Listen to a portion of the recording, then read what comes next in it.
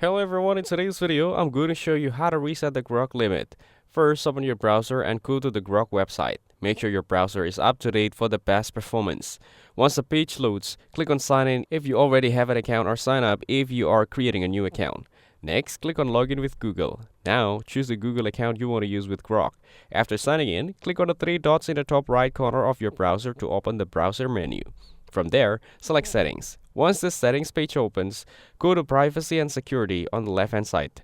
Now, click on Delete Browsing Data. In the pop-up, make sure to check the box for browsing history. Set the time range to all time to ensure that all old data is removed. Then, click Delete Data.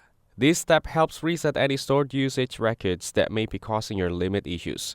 Once the data is deleted, go back and check your internet connection. Turn off your Wi-Fi for a few seconds and then turn it back on.